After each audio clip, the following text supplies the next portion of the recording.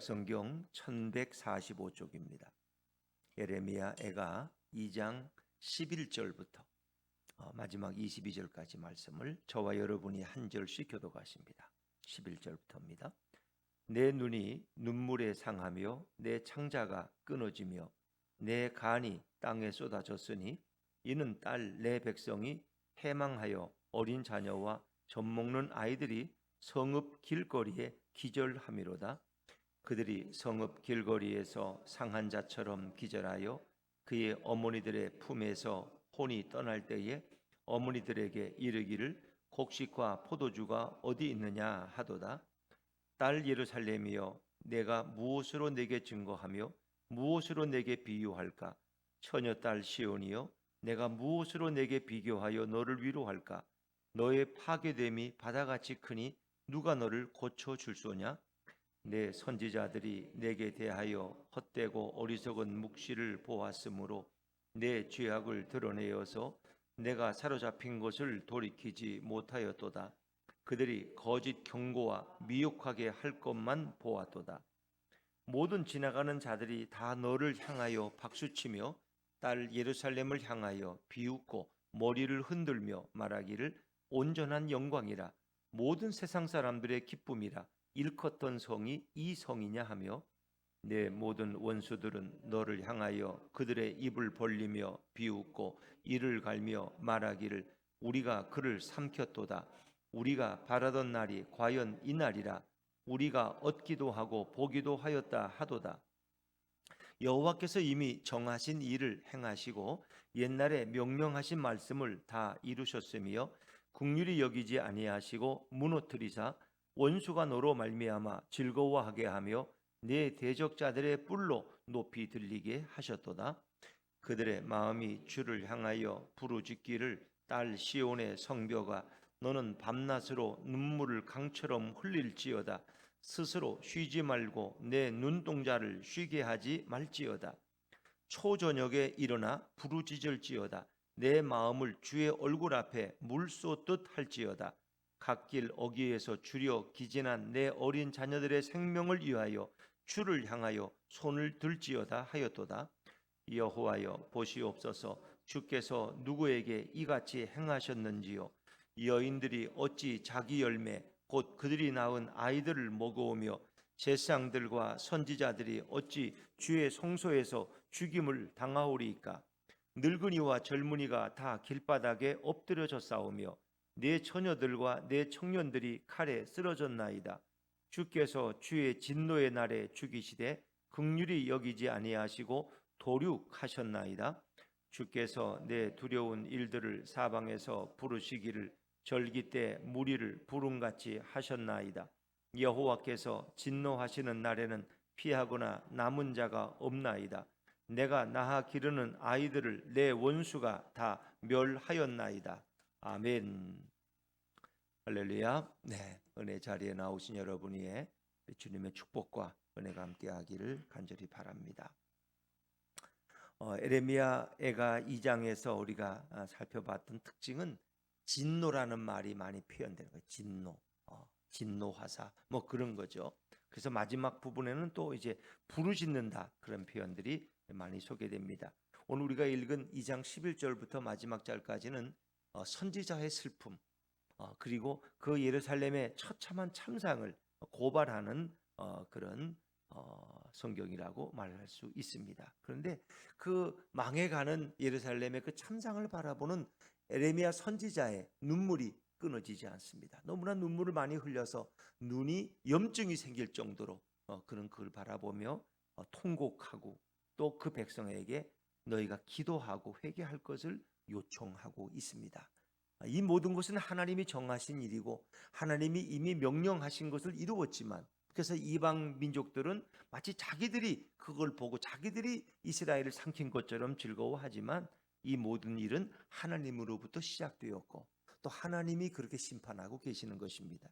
그렇다면 결국 이 모든 상황을 회복시키고 중단시킬 분도 여호와 하나님밖에 없다는 것입니다. 그래서 그 하나님께 기도할 것을 마지막에 권면하고 있습니다. 자, 우리 11절 말씀으로 다시 돌아가서 에레미야 2장 11절을 다시 한번 읽어봅니다. 시작. 내 눈이 눈물에 상하며 내 창자가 끊어지며 내 간이 땅에 쏟아졌으니 이는 딸 내 백성이 패망하여 어린 자녀와 젖먹는 아이들이 성읍 길거리에 기절함이로다. 선지자는 그걸 바라보면서 눈이 눈물에 상했다는, 너무 눈물이 많이 흘러가지고 울어서 그냥 눈이 상해서 이렇게 되었다. 또 창자가 끊어진다는 건 창자가 이거는 인간들이 경험할 수 있는 최고의 슬픔이에요. 창자가 끊어지는 단장의 슬픔이죠. 창자가 오죽 했으면 참 사람들이 이렇게 너무 고통을 당하다가 뭐 이렇게 죽으면은 그 창자가 끊어져 죽었다. 근데 예전에 이제 그런 설화가 있죠. 원숭이가 되게 원숭이 새끼를 누군가 데려가는데 그 원숭이 어미가 그 원숭이 새끼를 보고 따라오면서 그렇게 애간장을 태우다가 마지막에 그 어미가 죽어요. 죽는데 그걸 이렇게 열어보니까 창자가 끊어졌더라. 그렇게 표현하는데 이제 그런 고통. 선지자의 아픔, 그리고 간이 땅에 쏟아졌다는, 어떻게 간이 땅에 쏟아질 수는 없죠. 배를 자르지 않으면. 근데 마치 그런 고통, 간이 땅에 쏟아지는 것처럼 그렇게 그 애끓는 고통과 아픔을 설명하고 있는 거죠. 그 원인은 내 딸 백성이 패망하여 어떤 결과냐? 어린 자녀와 젖먹는 자녀들이 성읍 길거리에서 기절합니다. 왜 기절했어요? 충격적인 일을 봐서 아니에요.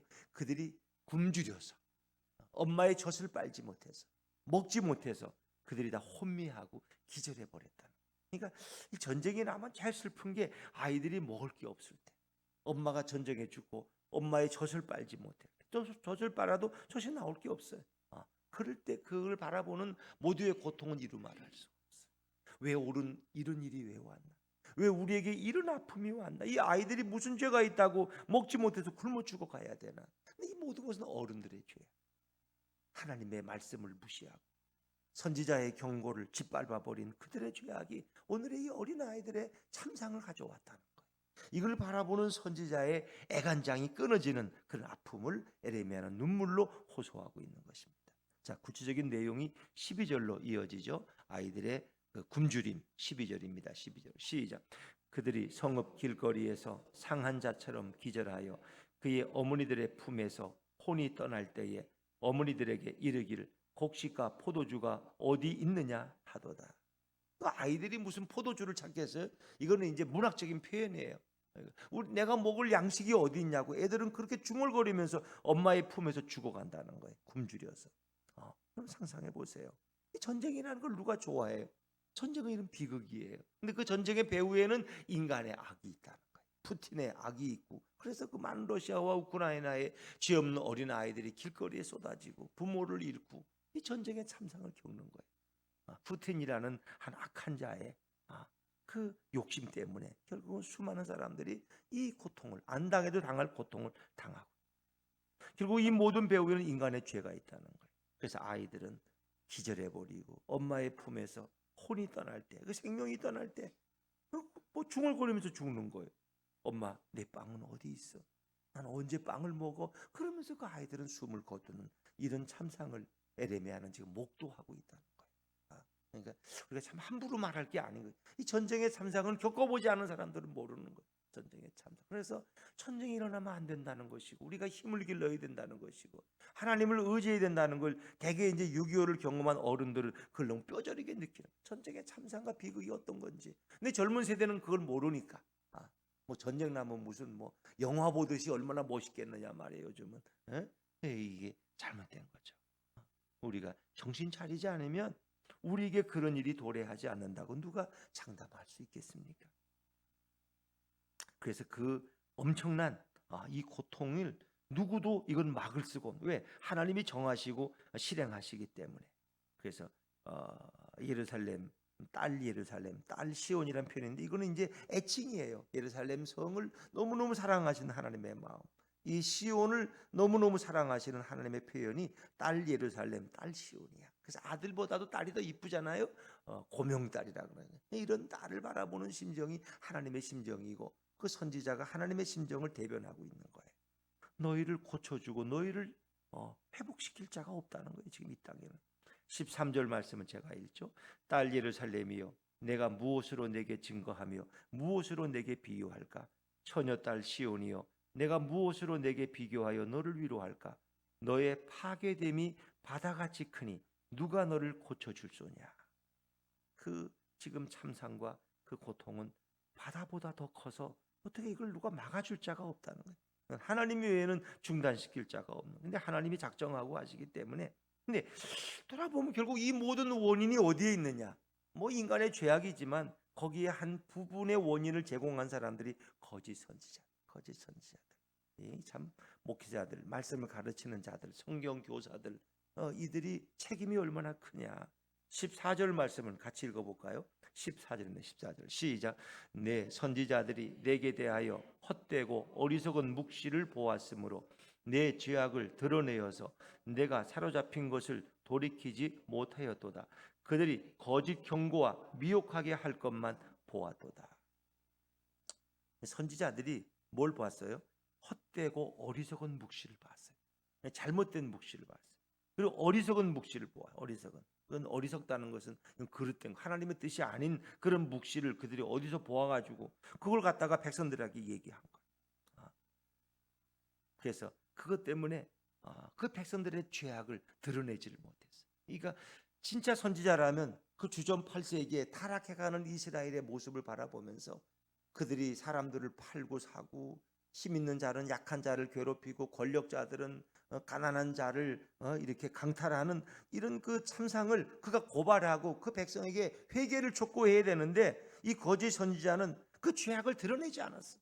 이게 쉽게 말하면 주일날 교인들이 피곤하게 한 주간 살다가 오면은 죄에 대한 얘기는 안 해. 목사님 왜 자꾸 죄 얘기 또 하세요? 우리 피곤하게 와. 좀 위로받고 싶은데 좀 위로해 주세요. 좀 축복해 주세요. 어떤 분은 예배 여러분 오늘처럼 축복하는데 제가 오늘 기도했더니 하나님이 100억을 주신다 그랬습니다. 여러분이 100억씩 다 가져가세요. 이런 축복. 그러면 기분 좋아라. 하나님 목사님이 100억을 가져가래. 100억을. 그러면 좀 복이 되겠어요.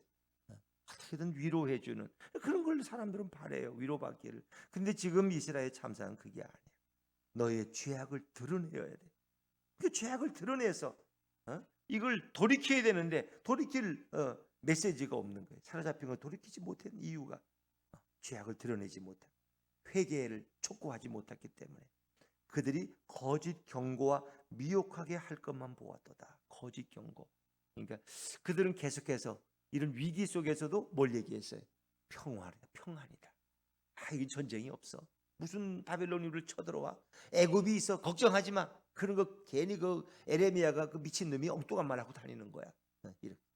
그리고 우리에게는 전쟁도 없고 평안만 있고 지금 얼마나 축복되게 잘 살고 있어. 그 시대에도 가난한 사람들은 계속 고통을 당했어. 고아나 가부들은 그런 시대에 더 많은 고통을 당했어. 그러나 선지자들은 가진 자들, 있는 자들, 권력자들 편에 서니까 눈에 뵈는 게 없는 거. 하나님의 음성을 듣지 못하는 그들도 똑같은 자들, 다 타락한 선지자들, 타락한 제사장들이고. 그래서 입에 뭘 안 물려주면 막 그냥 독서를 퍼붓다가 입에만 뭐 물려주고 돈가방만 갖다 안기면 그때부터 희해가지고 축복을 말하고 그냥 위로를 말하고 그냥 이런 거짓 선지자들이 이 시대에 없다고 누가 말할 수 있겠어?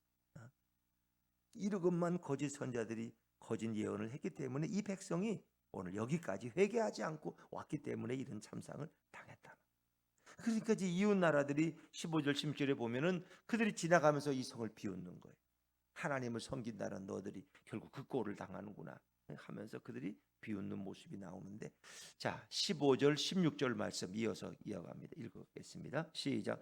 모든 지나가는 자들이 다 너를 향하며 박수치며 딸 예루살렘을 향하여 비웃고 머리를 흔들며 말하기를 온전한 영광이라, 모든 세상 사람들의 기쁨이라, 일컫던 성이 이 성이냐 하며 내 모든 원수들은 너를 향하여 그들의 입을 벌리며 비웃고 이를 갈며 말하기를 우리가 그를 삼켰도다. 우리가 바라던 날이 과연 이 날이라. 우리가 얻기도 하고 보기도 하였다 하도다. 비웃은 건 좋은데 우리가 그들을 삼켰다는 거. 이스라엘 마치 우리가 그들을 이렇게 비참하게 만들었다고 그들은 뭐 큰 소리 치지만 사실은 그건 아니죠. 그 배후엔 하나님이 유대 백성 예루살렘을 이렇게 심판하신 거죠. 그분의 진노의 심판을 퍼부었기 때문에 오늘 이스라엘이 이런 꼴이 되어버린 거죠. 그건 다 모두에게 웃음거리가 뭐 그게 중요한 건 아닙니다만은 그런 거죠. 17절에 보니까 이제 하나님이 하셨다는 것을 설명하고 있어요. 제가 읽겠습니다. 17절 여호와께서 이미 정하신 일을 행하시고 옛날에 명령하신 말씀을 다 이루셨으며 긍휼히 여기지 아니하시고 무너뜨리사 원수가 너로 말미암아 즐거워하게 하며 내 대적자들의 뿔로 높이 들리게 하셨도다. 이스라엘이 망하니 이스라엘과 경쟁 관계에 있던 주변 나라들은 막 그냥 신나는 거야. 이스라엘이 우리의 이제 노예가 됐어 하면서 그들의 뿔을 높이 들리겠다는 것은 그들의 힘과 권세를 높였다는 거.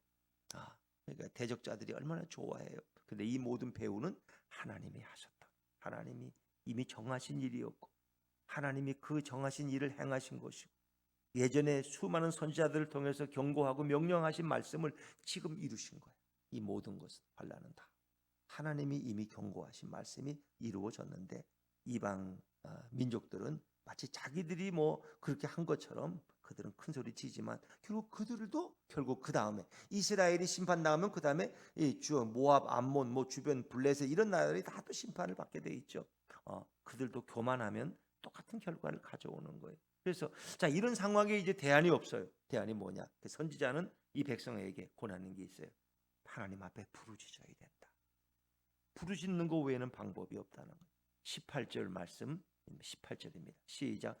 그들의 마음이 주를 향하여 부르짖기를 딸 시온의 성벽아 너는 밤낮으로 눈물을 강처럼 흘릴지어다. 스스로 쉬지 말고 내 눈동자를 쉬게 하지 말지어다. 그들의 마음이 주를 향하여 부르짖는다는 것은 뭐 다 기도에 대한 표현 아닙니까? 간절한 기도. 너는 내게 부르짖으라 내가 내게 응답하겠고 내가 알지 못하는 크고 비밀한 일을 내게 보인다. 에레미야 33장 3절 말씀 아닙니까? 이 부르짖는 건 기도의 촉구예요. 근데 너희가 이제는 회개의 자리에 나와서 하나님 앞에 눈물을 흘리면서 기도해야 돼. 회개해야 돼.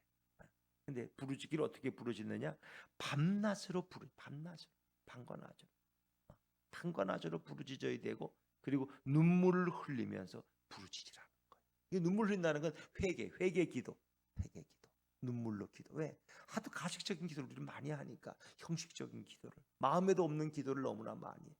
그러니까 이제 눈물을 강처럼 흘리면서 기도하면 혹시 하나님이 돌아보실까 그런 거예요. 부르짖어 기도하는데 눈물로 기도하라. 밤낮으로 부르짖어라. 내 눈동자를 쉬게 하지 말지어라는 건 계속 눈물로 기도하는 거예요. 회개의 눈물을 촉구하고 있는 거예요.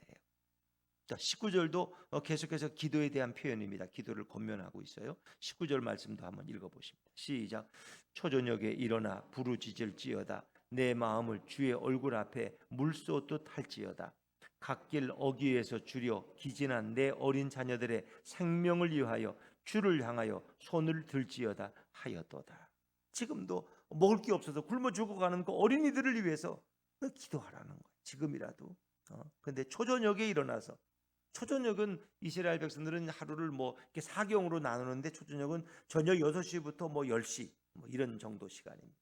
그러니까 저녁에도 일찍 잠들지 말고 기도하라는 거예요. 저녁 기도, 저녁 예배 나와서 기도하고 하나님 앞에 부르짖으라. 일찍 잠자리에 들지 말고 그리고 내 마음을 주의 얼굴 앞에 물쏟듯 할지어다.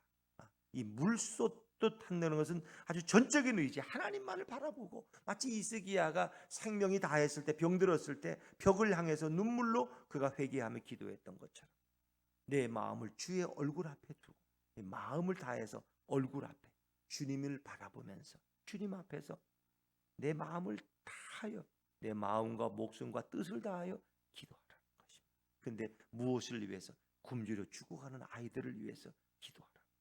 또 19절 마지막 절에 보니까 주를 향하여 손을 들지어다. 이 손을 든다는 건 기도의 표현이에요. 손을 들고 이스라엘 백성은 손을 들고 기도해요. 손을 들고 우리는 뭐 손 들고 잘 기도 안 하죠. 찬양할 때만 손 들고 하는데 그들은 손을 들고, 때로는 그들은 일어서서 또 기도하고 손을 들고 기도. 이건 다 기도에 대한 표현이에요.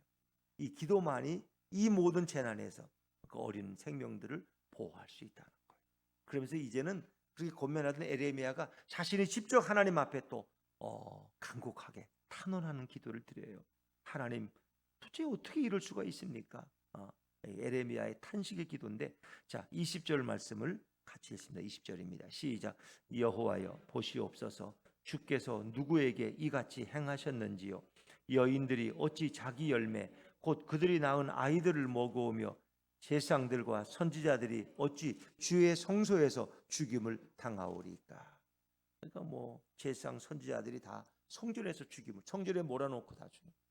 예전에 이 일제가 교인들을 예배당에 모아놓고 그리고 자물쇠를 채우고 불을 질렀던 것처럼 제사장 선지자들은 다 성전에서 죽임을 당. 이런 비참함을 지금 에레미야는 보고 있어요. 아마 그래서 에레미야가 일찍 죽었는지도 몰라요. 예루살렘이 이렇게 망하고 나서 1년 만에 죽었어요. 그러니까 그도 애간장이 끊어져서 어떻게 살 수 있겠어요? 창자가 끊어지고 뭐 간이 땅에 떨어지는 이런 고통 가운데 더 이상 살 수가 없었을 거야. 뭐 누구한테 순교당했다는 얘기는 없고 아마 그런 스스로 아마 쇠해서 죽었을지도 모르겠어요. 자, 여러분, 이 지금 하나님께 지금 이 땅을 좀 보라는 거예요. 누구에게 이같이 주님이 행하셨는지 보라는. 하나님의 마음은 오죽했겠어. 자기 사랑하는 예루살렘, 자기 사랑하는 자식들인 그 이스라엘 백성들을 죽이고 그 어린 아이들을 내팽개치는 하나님의 심정은 얼마나 또 애간장이 끊어졌겠어. 오늘 그 너무나 충격적이지. 여인들이 자기 열고 그들이 낳은 아이들을 먹는다는 건 뭐예요? 이거는 이제 어차피 굶어 죽어가는 아이들이니까. 또 아이가 또 숨이 끊어지고 나면은 이 아이 뭐 버리는 것보다는 우리 애도 살기 위해서 그 아이들을 결국은 삶아서 먹는 그런 여인들의 비참함. 애는 이미 죽었어. 그럼 어떡하겠어? 그러니까 그걸 또 삶아서 그걸 양식으로 먹는 거야. 자기가 낳은 아이를 자기가. 이건 얼마나 참 고통스럽겠어요, 여러분. 그러니까 인간이 하나님을 떠나면 이렇게 짐승보다도 못한 고통을 당하게 되는 거예요. 하나님을 믿고 의지한다는 게 어떤 것인가를 역사 속에 수없이 우리에게 증거해주고 있는데, 오늘도 어리석은 인간들은 하나님을 두려워할 줄 모르고 엉뚱한 얘기는 하고 있는 거죠. 엉뚱한 얘기는. 그러니까 참 우리가 역사를 바라보면 하나님은 수없이 자신의 살아계심을 증언하셨고 이렇게 죄악됨을 이렇게 하나님의 공의로 심판하시는 것을 볼 수 있죠. 자, 21절 이제 수많은 청년들이 길바닥에 쓰러지는 또 그 아픔도 노래하고 있죠. 21절입니다. 같이 읽죠. 시작. 늙은이와 젊은이가 다 길바닥에 엎드려져 싸우며 내 처녀들과 내 청년들이 칼에 쓰러졌나이다. 주께서 주의 진노의 날에 죽이시되 긍휼히 여기지 아니하시고 도륙하셨나이다. 늙은이와 젊은이, 뭐 노인들이라고 뭐 살려두겠어요 하나님이? 늙은이, 젊은이 다 길바닥에 엎드려 시체로 엎드려. 처녀들과 내 청년들, 그 막 피어나는 새벽 이슬 같은 아름다운 여자 청년들과 남자 청년들이 칼에 다 바벨론의 칼에 쓰러지고, 그래서 주께서 주의 진노의 날에 그들을 죽이시는데 긍휼이 없어. 긍휼 없는 심판이야. 긍휼히 여기지 아니하시고 도륙이라는 건 마치 모든 풀을 베듯이 그냥 칼로 다 잘라버리는. 이 죄가 이렇게 무서운 거죠. 하나님을 떠난 참상이 이런 거예요. 이런 일들이 유대 백성이 하나님을 떠났는지 뭐 그것이 모르죠 우리가. 그러나 그 홀로코스트를 보면은 350만 명이 그렇게 도륙당하는, 나치에 의해서, 히틀러에 의해서 가스 수용실에서 들어가는, 그들이 갈 때는 다 잠시 훈련 받으러 가니까 기차에 타라고 짐 다 챙기고 그래가지고 흥분돼서 유대인들이 가면은, 그리고 빵빠레를 불면서 기차에서 내릴 때 막 환영식을 해요. 또 막 일장 연설까지 해. 여러분은 여기 3일 동안 교육받고 훌륭한 이제 이렇게 독일의 시민이 돼서 여러분 살아가야 됩니다 하면서 유대인들을 그렇게 그래놓고는 여러분들이 이제 몸이 더러워졌고 그러니까 깨끗하게 샤워를 하고 이제 거듭나야 된다고. 그래서 짐은 여기다 맡겨놓고 이름표 붙여가지고 그리고 옷을 벗고 샤워실에 들여보내. 그게 끝이야. 그 수백 명 수천 명이 가스실 들어가면 그걸로 끝이야. 거기서 살아난 사람들은 기술자들, 그들이 좋아하는 그 보석 세공업자들 이런 사람들은 따로 불러서 그거 가지고 이제 죽은 사람들이 끼던 반지 같은 거 녹여가지고 자기들 이제 기념 반지 만들어 달라고. 그래서 그 사람 살려뒀어. 참 그것을 만나 보니까 자기 아내가 끼던 반지가 거기 있는 거야. 우리 아내는 자기도 모르는데 아내는 가스실에서 시시됐어. 생사도 모르는 거. 이런 비극이 왜 와서 350만 명씩. 그게 이 유대인들이 그걸 처음 겪은 게 아니야. 이 역사 속에서 이미 수없이 겪었는데 그들이 깨닫지 못하고 결국 이 땅에 온 메시아까지 십자가에 죽이고 나라 잃고 그렇게 살아가는. 그러니까 어찌 보면 유대인이 특별한 민족이 아니라 하나님의 표본이야, 표본. 유대 민족을 봐라. 하나님을 떠나고 메시아를 거부하면 이렇게 된다는 거예요. 그렇게 보여줘. 그걸 보여주는 거예요. 그러니까 참 살아있는 증거들이죠. 증거들. 그래서 하나님을 떠나면 안 된다. 하나님을 떠나면 우리에게 이방 민족이었던 우리들이 이제 하나님의 백성이 되고 그걸 보면서 하나님의 진노하심은 이렇게 무섭구나. 그래서 하나님은 사랑의 하나님이지만 그분이 얼마나 무서운 진노의 공의의 하나님인 것도 우리가 알아야 돼. 그래야 우리는 죄를 무서워하고 죄 옆에 가지 않고 하나님을 찬양하고 하나님을 예배하는 것이 얼마나 큰 행복인가를 깨닫게 되는 거죠. 그래서 결국은 아이들까지도 다 진멸당하는 이런 마지막 절까지 이제 에레미야가 노래하고 있는데, 자 22절 말씀 마지막 읽고 마치겠습니다. 22절입니다. 시작. 주께서 내 두려운 일들을 사방에서 부르시기를 절기 때 무리를 부름같이 하셨나이다. 여호와께서 진노하시는 날에는 피하거나 남은 자가 없나이다.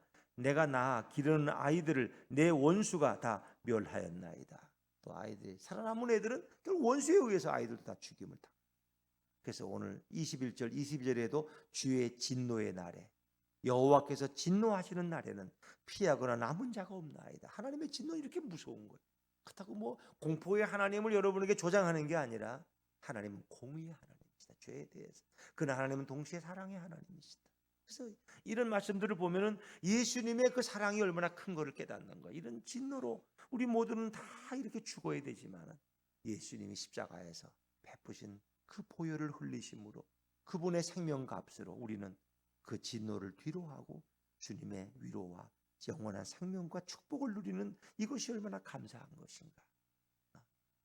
주님의 생명값으로 우리가 살아났다면 우리는 남은 생애를 주님을 위해서 어떻게 살아가야 되는가를 또다시 우리는 돌아보게 되고 결단하게 되는 것이죠. 오늘 하나님께만 소망이 있습니다. 인간의 모든 생사회복은 하나님의 손에 달려 있습니다.